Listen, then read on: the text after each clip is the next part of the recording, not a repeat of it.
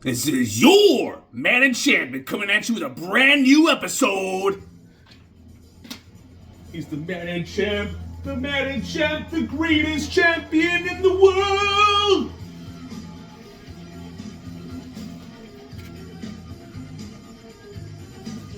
This is your Man Enchantment coming at you with a brand new episode. And look, I know that we haven't talked in a long time, but this is your champ giving you my thoughts with the best games so far that have come out this year. And get ready for a long year. This is going to be a long-form discussion talking about some of what I think is going to possibly be the game of the year this year in 2025, brother. So, what I want to start off with today is Pirate Yakuza. I feel that this game right here is a ton of fun, man. One of the best games that I think that's come out this year. There's just so much that you can do with the combat. The story is really intriguing. I played it subtitled because that's just how I play my Yakuza games. I like to really get immersed in the story, and I feel that the emotion comes off more when it's in Japanese. But one of these days, I should probably play it in English, just to hear the translation and see how the English voice actors do, because I do like to support American voice acting. But I do think that for what this game is, for what you're spending the 50 or 60 bucks that this game costs, there's so much content to this game. There's, like I said, the combat's deep, the ship combat's really deep, lots of different skill points that you can allocate, and it's just a super duper fun game, a real good addition to the Yakuza franchise, and definitely one that you should not miss. And I think is definitely a strong contention for Game of the Year, and I definitely think it should at least be nominated. Now, the real question is that this also came out this year, Capcom Fighting Collection 2. You could be saying to yourself, yo, champ, the discussion's over. It's got Power Stone, Power Stone 2. What else is there to talk about? You're absolutely right. There is nothing else to talk about. Power Stone 2, one of the greatest fighting games that's ever graced the Dreamcast and the arcade scene ever. But we're not talking about just Power Stone here. We're talking about Capcom vs. SNK, Capcom vs. SNK 2, Fighting Evolution, Alpha 3 Upper, of course the Power Stone game, Project Justice, Plasma Sword. I think, honestly, the hidden gem here is Project Justice. That game is a ton of fun. Lots of crazy special moves, moves that just make you laugh. Like that is a fighting game that you need to go in blind, grab your best friend and have a couple drinks, or just hang out and just play this game blind, because there's just so much random stuff that's going to happen that you're not going to expect. And it is a ton of fun. When you're looking at competitive games, Capcom vs. SNK, Capcom vs. SNK 2, some of the best that's ever come out. I've been seeing a lot of stuff that's coming out with Ratio 4 characters in SNK 2. So it seems like there's lots of cool stuff that you can really do in this game that adds to the fun factor and adds to the replayability, and just a real competitive fighting game. Alpha 3 Upper I'm not too familiar with, but I did see that they dropped an update to add 4 more characters, kind of bringing more in line with the PSP game, which I've never played.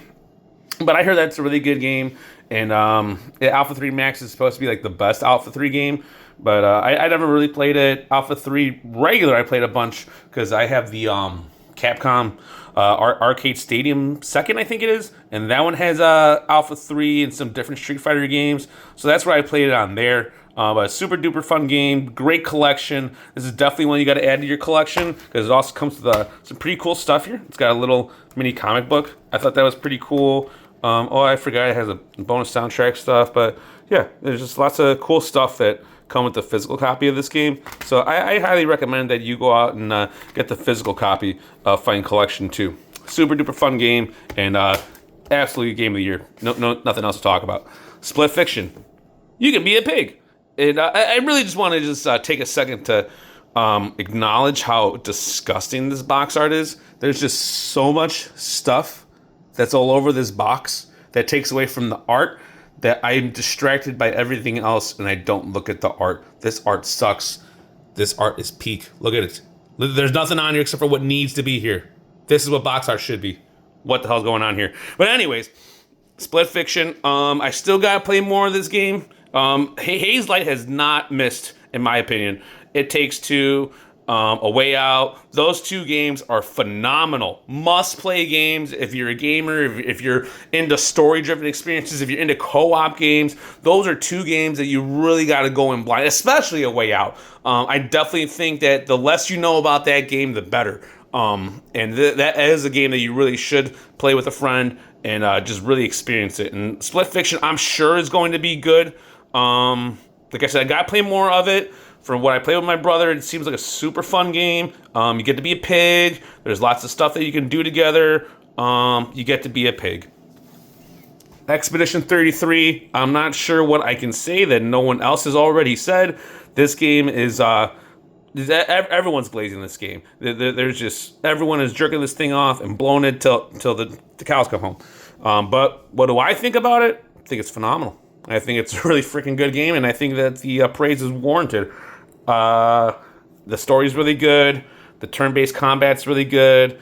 Some of the skills that you can do are really good. The way that you can just break this game with the damage is really cool. There's just different things that you can do in this game that I haven't really seen done in RPGs. But I do think that it gets to be a little repetitive, I suppose, when you're constantly doing millions and millions of damage. Like, I don't know. I just feel like that dopium high that you get from that kind of wears off when you've seen it for like the gajillionth time.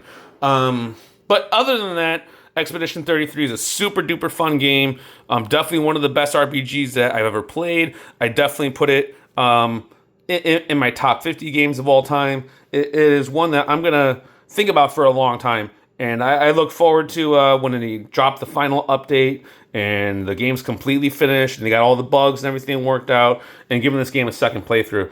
Because, the first playthrough, phenomenal. The story is really gripping, really engaging throughout. I do kind of wish that the side characters got a little bit more time. It seems like that the main characters get most of the time.